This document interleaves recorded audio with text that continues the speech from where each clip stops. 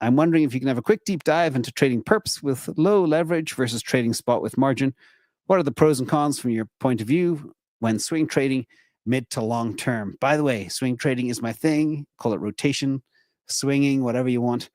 Thank you for you and your team, all the work you guys are putting in every single day. Cheers. Grüezi wohl, Alex from Switzerland. Love it. Now, I put together two little tables because we don't have time to go in depth, but I'll summarize this. You can pause it and write things down because I did compare perps with low leverage. By the way, if you do a 25x or 50x perp or 100x perp, you're just going to get your head handed to you. Okay. You will be hunted. Now, but if you go a 3.3x or a 5x, you're a flick. They don't care about you. But the quick takeaways between perps versus spot with margin is use perps for flexibility and use spot for ownership to build a long-term bag. I always talk about 20% trading bag, 80% hodl bag.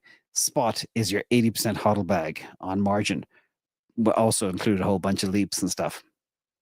Perps with low leverage, great for short-term moves due to high liquidity and easier shorting or longing. And there was some great perp entries as well so far earlier this year. But long holes face ongoing costs from funding rates as well, and also trading fees. So be careful of that. Try not to hold these things too long.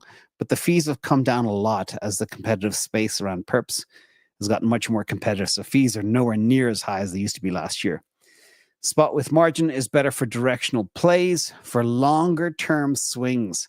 You know, you want to be in something for a 6 to 18 month period. Interest costs are predictable, so are the returns that you get, etc.